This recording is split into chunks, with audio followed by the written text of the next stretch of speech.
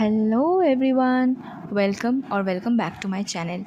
অনেক দিন হচ্ছে তোমাদের সাথে কোনো রেসিপি ভিডিও শেয়ার করা হচ্ছে না, তাই চলো তোমাদের সাথে আজকে বিরিয়ানির ভিডিও শেয়ার করি। একেই তো কলকাতা স্টাইল আলু দিয়ে চিকেন বিরিয়ানি, তার উপর আবার মায়ের হাতের, বুঝতেই পারছো টেস্ট তো ভালো হবে। আমিও মাকে টুকটাক হেল্প করেছিলাম এই চিকেন ম্যারিনেট করতে, তারপরে টুকটাক এদিক ওদিক জোগাড় করে দিতে, সেই জন্য না ভিডিওটা একটু বড় হয়ে গেছে, তাই দুটো পার্টে শেয়ার করতে বাধ্য হচ্ছি। ফার্স্ট পার্টে চিকেনটা কীভাবে ম্যারিনেট করা থেকে শুরু করে কীভাবে লো ফ্লেমে সময় নিয়ে পারফেক্টলি কুক করতে হবে সেটাই শেয়ার করেছি। প্রথমেই চিকেনে কী কী মশলা দিয়ে ম্যারিনেট করতে হবে আমি স্ক্রিনে মেনশন করে দিয়েছি।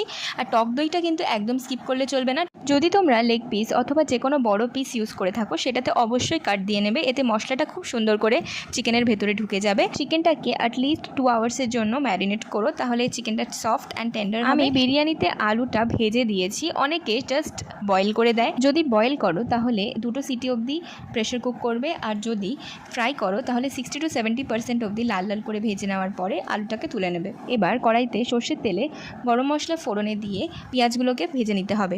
পেঁয়াজগুলো ট্রান্সলুসেন্ট হওয়া অবধি ভাজবে বা পিঙ্কিশ কালার আসা অবধি ভাজতে পারো।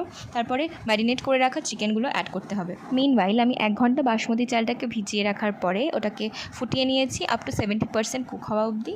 তারপরে আমাদের পেঁয়াজটা পিঙ্কিশ কালার অবধি ভাজার পরে ম্যারিনেট করে রাখা চিকেনটাকে অ্যাড করে দিতে হবে। চিকেনটা আমরা কভার করে করে তারপরে কুক করব, ফার্স্টে হাই ফ্লেমে তারপর লো ফ্লেমে। আর চিকেন থেকে অটোমেটিক অনেকটাই জল বেরোবে, আমরা এখানে বাইরে থেকে জল না দেওয়ার চেষ্টা করব, বাট যদি তলাটা ধরে যায় তাহলে সামান্য গরম জল আমরা অ্যাড করতে পারি মিডিলে। কালারের জন্য আমি এখানে Kashmiri red chilli powder use করেছিলাম, আর ম্যারিনেশনের সময় আমি এমনি রেড চিলি পাউডার যেটা স্পাইসের জন্য ইউজ করা হয় সেটা ইউজ করি। চিকেনটা কুক হওয়ার সময় আদারটা অ্যাড করলে সুন্দর একটা ফ্রেগ্রেন্স চিকেনেও থাকে, আর রাইসেও আমরা পরে আবার আদার অ্যাড করব।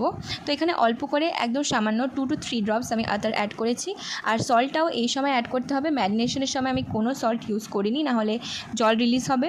আর সামান্য চিনি ব্যালেন্স আউট করার জন্য আমি দিয়েছিলাম, বাট ইটস কমপ্লিটলি অপশনাল, কিন্তু সুগার অ্যাড করলে কালারটা আরও সুন্দর আসে। তো এখানে আমার চিকেন অ্যাবসলিউটলি রেডি, আর এটা হচ্ছিল আমার বিরিয়ানির ফাইনাল লুক। এখানে বেরেস্তাটা একটু ওভারকুক হয়ে গেছিলো, বাট টেস্টে কোনো ডিফারেন্স আসে। মায়ের হাতে জাদু কিনা বলতে পারবো না, বাট ইট টেস্টেড অসাম। আরও বস, এখনও তো মেন গেম বাকি আছে, লেয়ারিংটা দেখবে না নাকি? আসছি পার্ট 2 নিয়ে, জলদি সাবস্ক্রাইব করো।